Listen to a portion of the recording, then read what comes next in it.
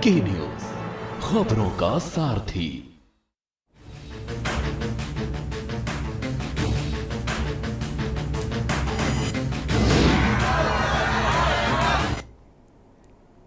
नमस्कार, मैं हूं आपके साथ यशी शुक्ला और आप देख रहे हैं 24 का चुनावी माहौल। देश में 26 अप्रैल को दूसरे चरण के लिए 13 राज्यों की 88 सीटों पर मतदान होना है, जिसके लिए आज शाम 5 बजे चुनाव प्रचार का भोंपू बंद हो जाएगा। आखिरी दौर में सभी सियासी दलों के नेता अपने पूरे दमखम से चुनाव प्रचार में जुटे हैं और रैलियों और जनसभाओं का दौर जारी है। इंतजार है तो बस 26 अप्रैल का यूपी से लेकर एमपी तक, छत्तीसगढ़ से लेकर राजस्थान तक चुनाव प्रचार की धार देखने को मिल रही है। 88 सीटों की जंग में कौन बाजी मारेगा, ये बड़ा सवाल है। देखिए रिपोर्ट।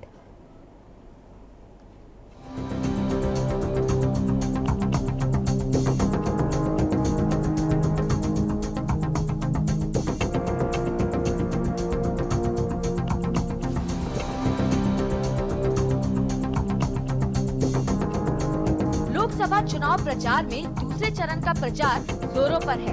यूपी से लेकर एमपी तक, राजस्थान से लेकर मध्य प्रदेश तक सियासी दल चुनावी दंगल में अपनी ताल ठोक रहे हैं। यूपी के सीएम योगी स्टार प्रचारक के तौर पर चुनाव मैदान में जोर लगा रहे हैं, तो वहीं पीएम मोदी भी डबल इंजन की तरह चुनाव प्रचार में जमकर ताल ठोक रहे हैं। पहले चरण के बाद यूपी सीएम योगी से लेकर उत्तराखंड के सीएम स्टार प्रचार के तौर पर अब दूसरे राज्यों का फोकस कर चुके हैं, तो वहीं विपक्ष भी अपनी तैयारियों में कोई कसर नहीं छोड़ रहे।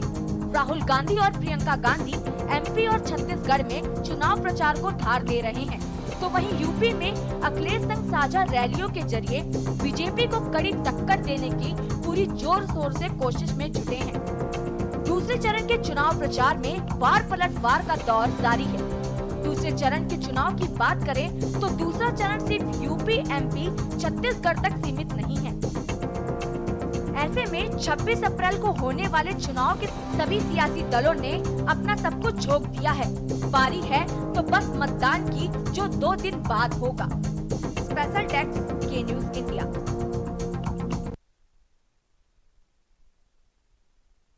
दूसरे चरण में 13 राज्यों में 88 सीटों पर वोटिंग है। आपको ग्राफिक्स के जरिए बताते हैं कौन कौन से राज्यों में वोटिंग होनी है और कौन कौन सी सीटें हैं।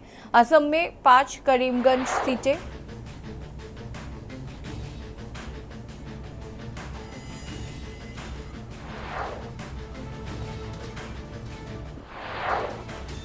बुलंदशहर में बीजेपी, सपा और बसपा के बीच मुकाबला है। डॉक्टर भोला सिंह बीजेपी से प्रत्याशी, शिवराम वाल्मीकि सपा से प्रत्याशी हैं। मथुरा में हेमा मालिनी बीजेपी से, कांग्रेस से मुकेश धनखड़, सुरेश सिंह बसपा से। अलीगढ़ लोकसभा सीट की जंग सतीश गौतम, विजेंद्र सिंह और हितेंद्र उपाध्याय के बीच है। गौतम बुद्ध नगर लोकसभा सीट से महेश शर्मा, महेंद्र नागर और राजेंद्र सिंह सोलंकी के बीच कड़ा मुकाबला है। अतुल गर्ग, डॉली शर्मा, नंदकिशोर पुंडीर गाजियाबाद लोकसभा सीट से, मेरठ लोकसभा सीट की जंग में अरुण गोविल, सुनीता वर्मा और देवव्रत त्यागी है। अमरोहा लोकसभा सीट की जंग में कंवर सिंह तंवर, दानिश अली और मुजाहिद हुसैन है। बागपत लोकसभा सीट की जंग राजकुमार सांगवान, मनोज चौधरी, प्रवीण बंसल के बीच है।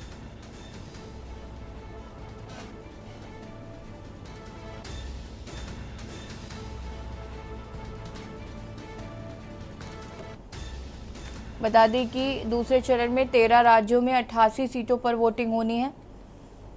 इसमें कौन कौन सी सीट पे कौन कौन से दिग्गज ताव खेल रहे हैं, ये हम आपको तस्वीरों के माध्यम से भी बता रहे हैं।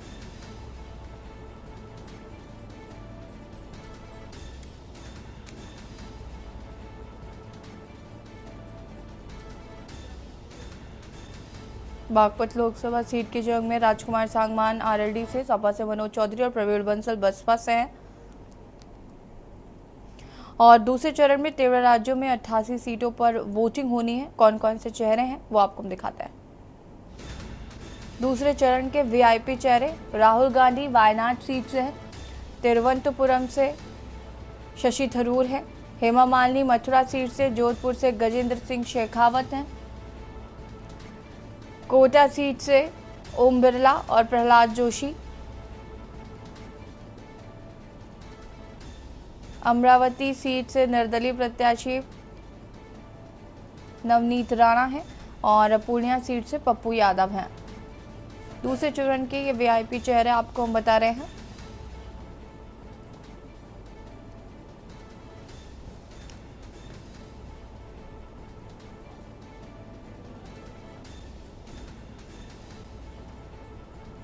दूसरे चरण के ये वीआईपी चेहरे हमने आपको तस्वीरों के माध्यम से दिखाए।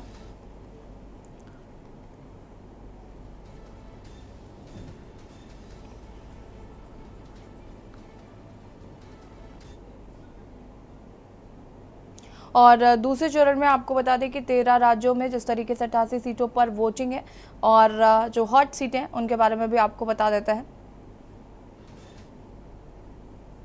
बुलंदशहर लोकसभा सीट की जंग में भोला सिंह बीजेपी से, शिवराम वाल्मीकि सपा से है और बसपा के बीच मुकाबला है। मथुरा में बीजेपी कांग्रेस बसपा, हेमा मालिनी मुकेश धनगर और सुरेश सिंह के बीच कड़ा मुकाबला देखने को मिलेगा। अलीगढ़ लोकसभा सीट से सतीश गौतम, विजेंद्र सिंह और हितेंद्र उपाध्याय के बीच कड़ा मुकाबला देखने को मिलेगा। गौतम बुद्ध नगर लोकसभा सीट की जंग में महेश शर्मा, डॉक्टर महेंद्र नागर और राजेंद्र सिंह सोलंकी आपको बता दें कि मैदान में हैं। अतुल गर्ग, डॉरी शर्मा और नंदकिशोर पुंडीर गाजियाबाद लोकसभा सीट की जंग में हैं। मेरठ लोकसभा सीट की जंग में अरुण गोविल, सुनीता वर्मा और डेविड त्यागी मैदान में हैं।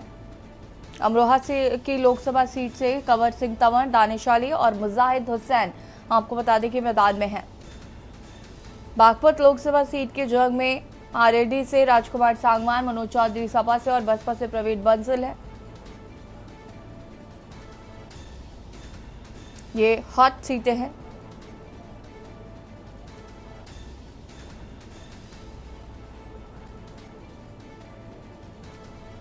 बता दें कि दूसरे चरण का मतदान 26 अप्रैल को होना है।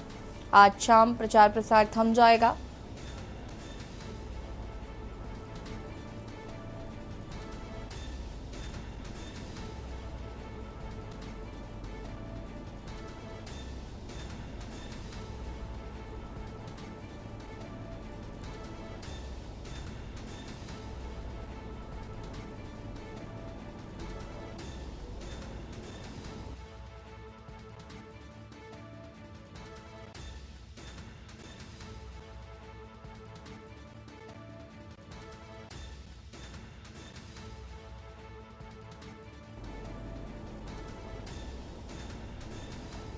अमरोहा लोकसभा सीट की जंग में बीजेपी कांग्रेस और बसपा अपने सामने, कंवर सिंह तंवर, दानिश अली, मुजाहिद हुसैन मैदान में है। बागपत लोकसभा सीट की जंग में आरएलडी सपा बसपा है, जिसमें राजकुमार सांगवान आरएलडी से, सपा मनोज चौधरी। बुलंदशहर लोकसभा सीट से बीजेपी से भोला सिंह, हेमा मालिनी, मुकेश धनगर, सुरेश सिंह मैदान में होंगे मथुरा लोकसभा सीट की जंग में।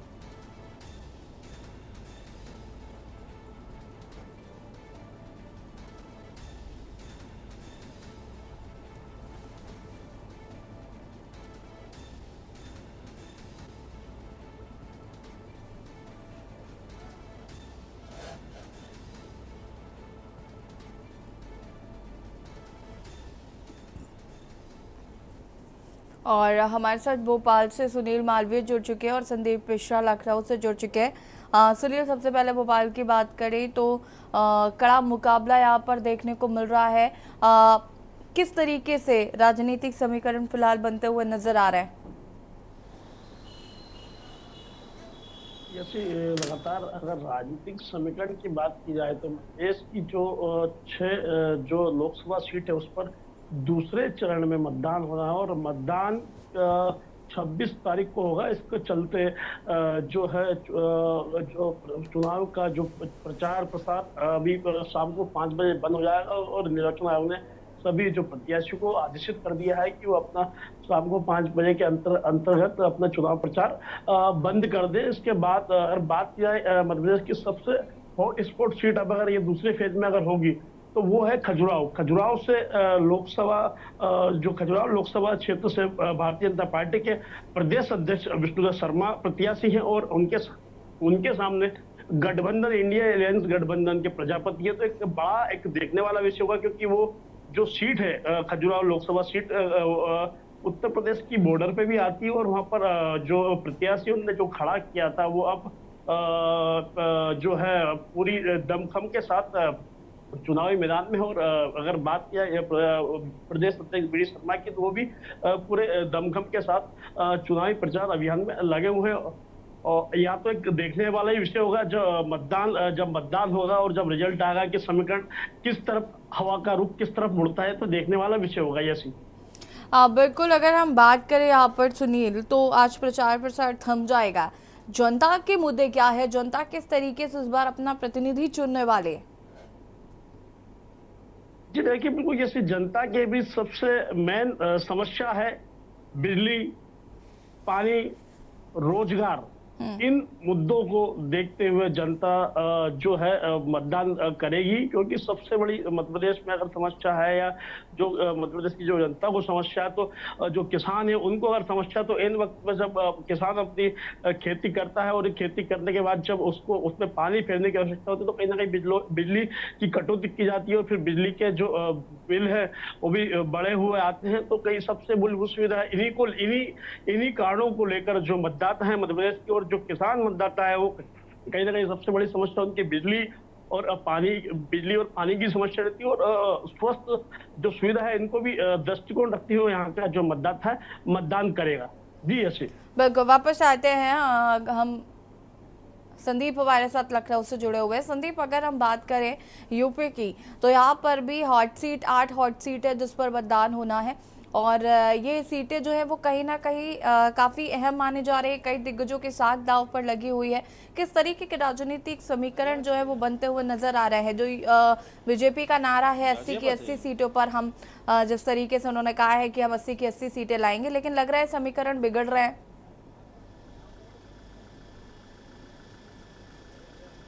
संदीप, आवाज आ रही है आपको?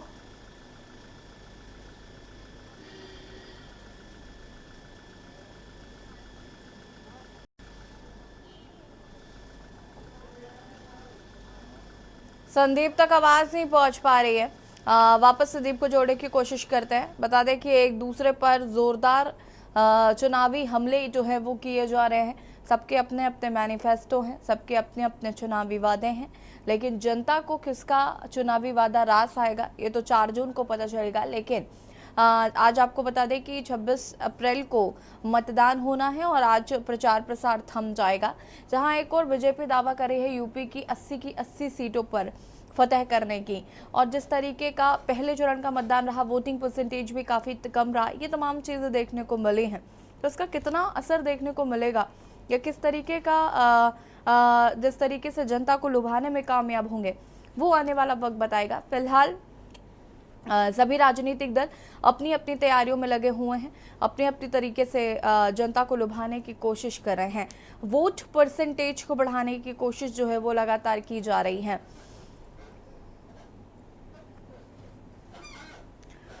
बता दें कि दूसरे फेज में 88 सीटों पर मतदान होना है। 13 राज्यों में कौन कौन सी सीटें हैं वो हम आपको ग्राफिक्स के जरिए दिखा रहे हैं।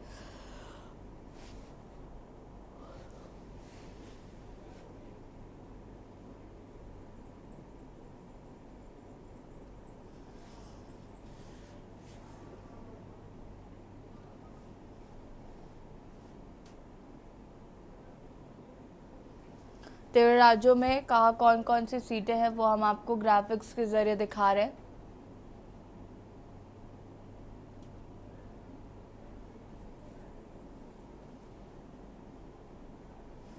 बता दें आपको कि असम में 5, करीमगंज, सिलचर, मंगलदोई, नागांव, कलियाबोर है। बिहार में 4, सीटें किशनगंज, कटिहार, पूर्णिया, भागलपुर में मतदान होना है। छत्तीसगढ़ में 3 सीटों पर होना है, राजनांदगांव, महासमुंद और कांकेर। कर्नाटक में 14 सीटें, चिक्कोड़ी, बेलगाम, बागलकोट, बीजापुर, गुलबर्गा, रायचूर, बीदर, कोपल, बेल्लारी, हावेरी, धारवाड़, उत्तर कन्नड़ और दावणगेरे, शिमोगा।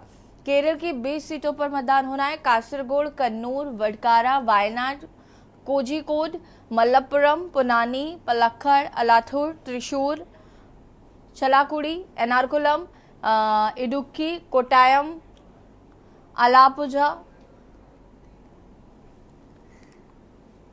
संदीप हमारे साथ एक बार फिर से जुड़ चुके हैं। संदीप, यूपी की 80 की 80 सीटों पर जहां एक और बीजेपी दावा कर रही है कि वो काबिज होगी, लेकिन जिस तरीके से पहले चरण का मतदान हुआ, वोटिंग परसेंटेज जो है वो काफी कम देखने को मिला है और ये कहीं ना कहीं सभी राजनीतिक दलों के लिए चिंता का विषय है। आज प्रचार प्रसार थम जाएगा दूसरे चरण के मतदान के लिए, किस तरीके की सियासत और किस तरीके का माहौल देखने को मिल रहा है?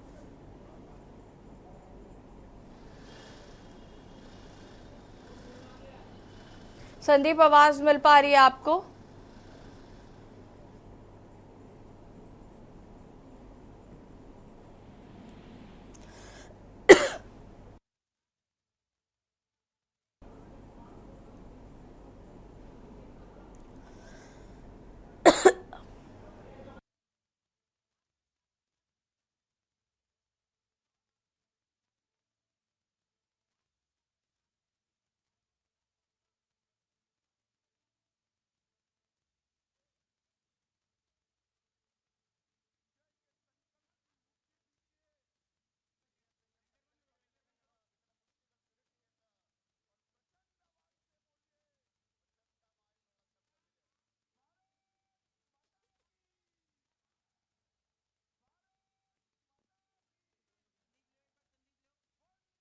साथ एक बार फिर से जुड़ चुके हैं। संदीप, आपको आवाज आ रही है? संदीप, आपको आवाज मिल पा रही है?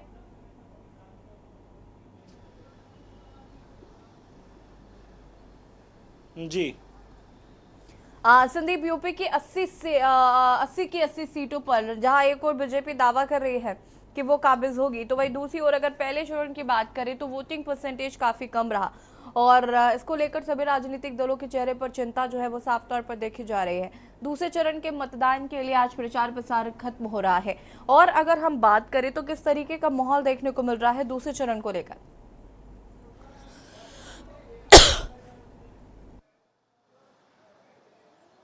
देखिए, बिल्कुल निश्चित तौर पे आज की अगर बात करें, आज शाम 5 बजे जो है दूसरे चरण का जो मतदान है का जो प्रचार प्रसार है वो थम जाएगा। यानी कि 26 अप्रैल को जो है मतगणना होनी है, मतदान होने हैं, तो उसको लेकर के जो प्रचार प्रसार होना था वो अब 5 बजे के बाद थम जाएगा। लेकिन साफ है कि रणनीतियाँ पार्टी बनानी शुरू कर दी, क्योंकि पहले चरण में हमने जिस तरीके से देखा वोटिंग परसेंटेज बहुत ज़्यादा कम था और उस परसेंटेज कम होने की वजह से चिंता की झलक जो थी वो सभी पार्टियों में देखने को मिल रही थी। हालांकि भारतीय जनता पार्टी ने पहले ही रणनीति बनानी शुरू कर दी थी और अपने पन्ना प्रमुखों को एक बार फिर बूथ स्तर तक और ग्रामीण स्तर तक जाने के लिए तैयार कर लिए थे। जो उनकी रणनीति थी पहले से ही, उस रणनीति पे भारतीय जनता पार्टी काम करती हुई नजर आ रही थी। लेकिन साफ है कि जिस तरीके से लगातार अपील किए जा रहे हैं, मंचों से अपील किए जा रहे हैं कि लोग घरों से निकलें और बूथ तक पहुंचे, वहां पर जाकर के मतदान करें, तो साफ है कि जिस तरीके से भारतीय जनता पार्टी हो या विपक्षी कोई भी पार्टी हो,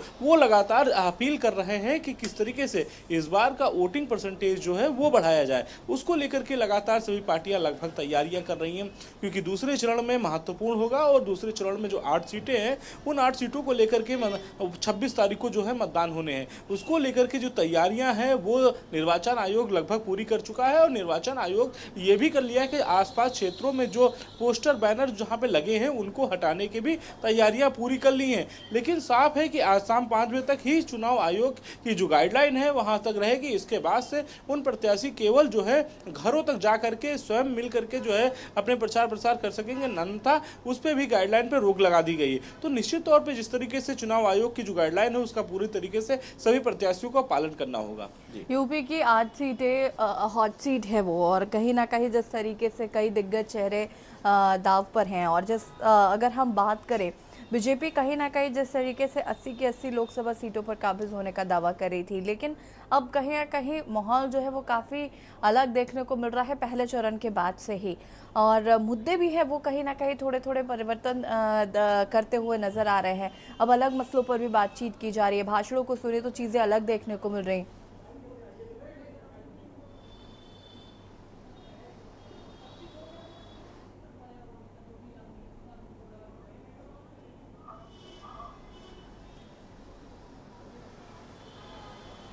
आवाज आ रही है संदीप आपको?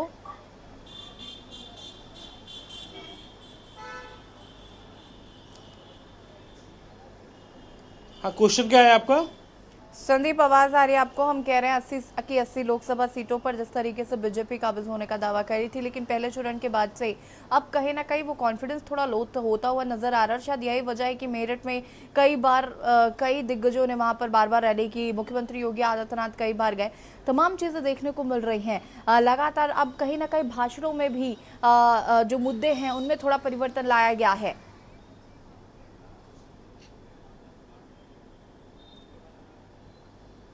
देखिए, बिल्कुल तो निश्चित तौर पे जिस तरीके से भारतीय जनता पार्टी की जो अपनी जो स्ट्रेटजी है उस पर काम कर रही है। भारतीय जनता पार्टी चुनाव में से पहले ही लगातार अपने दौरे कर रही है। भारतीय जनता पार्टी के जो बड़े शीर्ष नेतृत्व हैं वो लगातार जा रहे हैं। आप थोड़ा पीछे आकर के देखिए किस तरीके से जो भारतीय जनता पार्टी के जो पुराने शीर्ष नेतृत्व हैं, यानी कि चुनाव आचार संहिता लगने से पहले ही भारतीय जनता पार्टी के वो कार्यकर्ता, वो बड़े नेता जमीन पर उतरते हुए नजर आ रहे थे। यानी कि कहीं ना कहीं जो तैयारी भारतीय जनता पार्टी की पहले से है कि इस बार पश्चिमी उत्तर प्रदेश में पूरी तरीके से 8 की 8 सीटें जीतना है, यानी कि पहले चरण की 8 जीते वो एक लक्ष्य था। इसके साथ साथ दूसरे चरण की 8 सीटें उनको जीतने का भारतीय जनता पार्टी को लक्ष्य था। तो उसी कड़ी को लेकर के लगातार पहले से तैयारी कर रहे हैं, चाहे वो चुनाव आचार संहिता लगी हो या उससे पहले से। तो वो बड़े नेता जो है वो जमीन पर उतर करके जा रहे हैं, वोट मांगते हुए नजर आ रहे हैं। उत्तर प्रदेश के मुख्यमंत्री योगी आदित्यनाथ कई दिनों से लगातार जो है पश्चिमी उत्तर प्रदेश का दौरा किए हैं, इन 8 सीटों के लिए, महत्वपूर्ण सीटों के लिए वहां पर दौरा किए। तो तमाम ऐसी चीजें हैं जिनको लेकर भारतीय जनता पार्टी शुरुआत से ही प्रयास कर रही है और इससे पहले से अपनी रणनीतियां तैयार कर चुकी थी।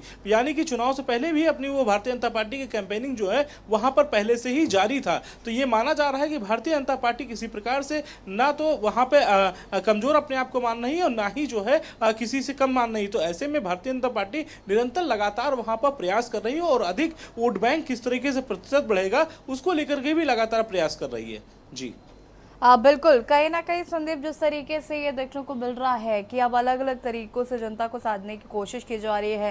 बीजेपी के कई दिग्गज मैदान में हैं, चाहे वो प्रधानमंत्री मोदी हों, चाहे वो मुख्यमंत्री योगी आदित्यनाथ हो, अलग राज्यों के भी मुख्यमंत्री जिस तरीके से चुनावी प्रचार प्रसार करें, तो बीजेपी ने अपनी पूरी ताकत झोंक दी है। हालांकि जनता किसे चुनेगी ये तो 4 जून को पता चलेगा। हमारे साथ सुनील मालवीय लगातार बने हुए हैं। सुनील, अगर हम बात करें, माफ कीजिएगा, ओम प्रकाश मिश्रा जी हमारे साथ जुड़ चुके हैं, वरिष्ठ पत्रकार हैं। ओम प्रकाश जी, आपका भी बहुत बहुत स्वागत है। किस तरीके से दूसरे चरण के मतदान को देख रहे हैं? 88 सीटों पर मतदान होना है। हालांकि बीजेपी अब ज्यादा प्रचार प्रसार कर रही है, कई कई सीटों पर कई कई बार अलग अलग, चाहे वो मुख्यमंत्री हो, प्रधानमंत्री, उनके दौरे प्रस्तावित हैं, ये देखने को मिल रहा है। कहीं ना कहीं पहले चरण में जिस तरीके से वोटिंग परसेंटेज काफी कम रहा है, वो एक बड़ा फैक्टर माने?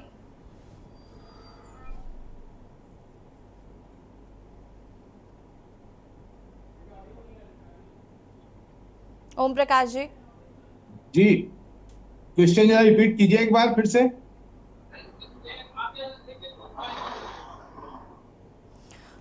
ओम प्रकाश जी, सवाल मेरा यही था कि दूसरे चरण का मतदान होना है और जिस तरीके से हम ये देख रहे हैं कि बीजेपी के कई दिग्गज लगातार दौरे कर रहे हैं, लगातार जनसभाएं कर रहे हैं, और जो देखने को मिल रहा है कि अब पहले चरण में जिस तरीके से वोटिंग परसेंटेज कम हुआ है, उससे कहीं ना कहीं चिंता की लकीरें साफ तौर पर राजनीतिक दलों के चेहरे पर नजर आ रही।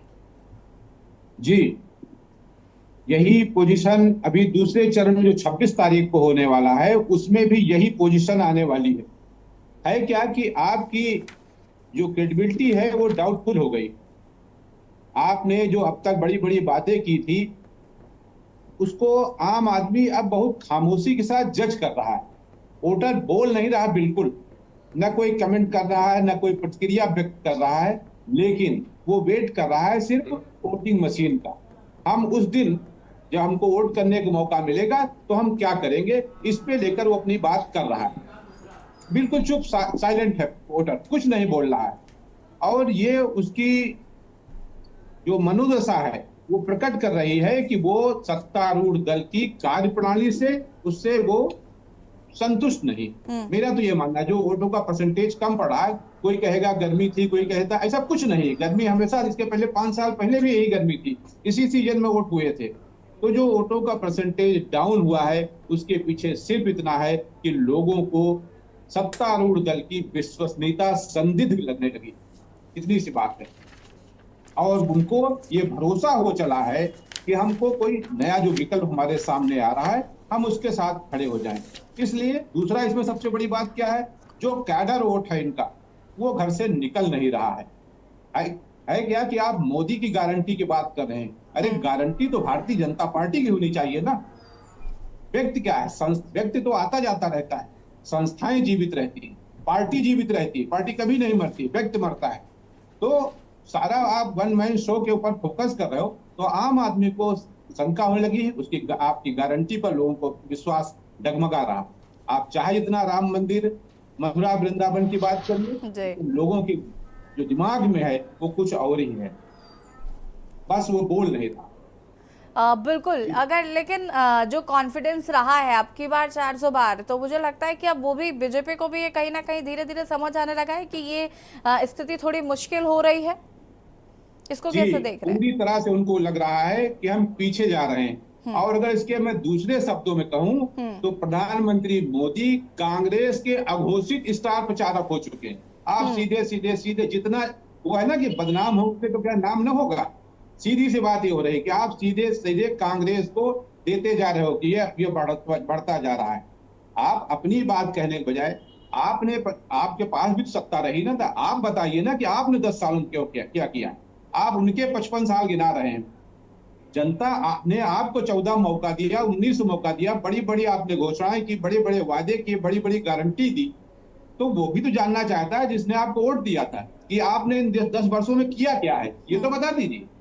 ठीक है, उन्होंने 55 वर्षों में कुछ नहीं किया, तो आपने 10 वर्षों में क्या किया है, पब्लिक ये जानना चाहती है और उसी के आधार पर वो वोट करने के लिए तैयार बैठी है। अगर आपकी बातों से संतुष्ट नहीं हुई तो वो आपके पक्ष में वोट नहीं करेगी।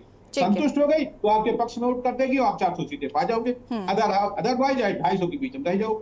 ठीक है, ये है सीधी। सुनील कसबा संवाददाता हमारे साथ राजस्थान से जुड़ चुके हैं। सुनील, अगर हम राजस्थान की बात करें तो क्या कुछ स्थिति यहाँ पर देखने को मिल रही है, किस तरीके का चुनावी माहौल नजर आ रहा है? कांग्रेस के बाद अभी हाल ही में बीजेपी ने वहां पर सत्ता काबिज की है, तो ऐसे में क्या सियासी समीकरण नजर आ रहा है? बिल्कुल, आपको बता दो, बिल्कुल लोकसभा की जो राजस्थान में बची हुई 13 सीटें हैं दूसरे चरण की, उन पे आज चुनाव प्रचार शाम को 6 बजे है वो रुक जाएगा। और अभी दोनों ही पार्टियां लगातार ताबड़तोड़ रैलियां कर रही हैं और जो मतदाता है उनको लुभाने की कोशिश कर रही है कि मतदाता उनके पक्ष में वोट करे, 26 तारीख को जाके वोट करे, जिससे वो लोग अपनी अपनी सरकारें बना सके। दोनों ही पार्टी अपने प्रयास कर रही है।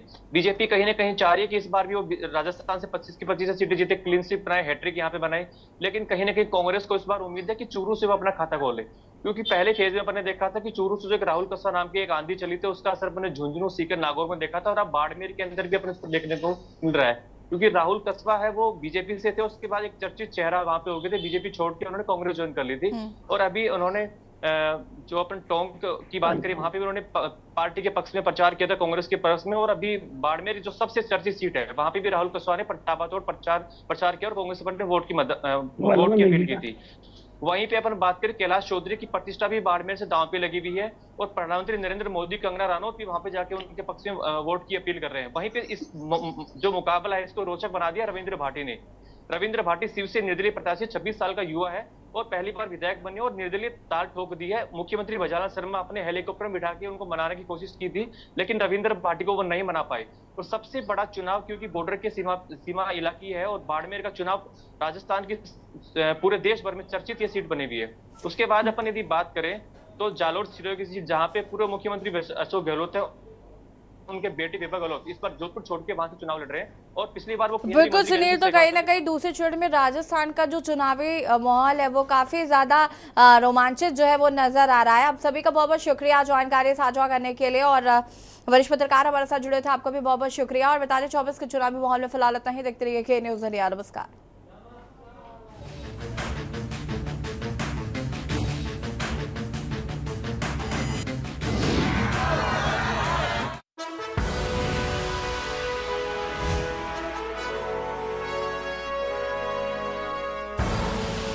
आप देख रहे हैं के न्यूज, खबरों का सारथी।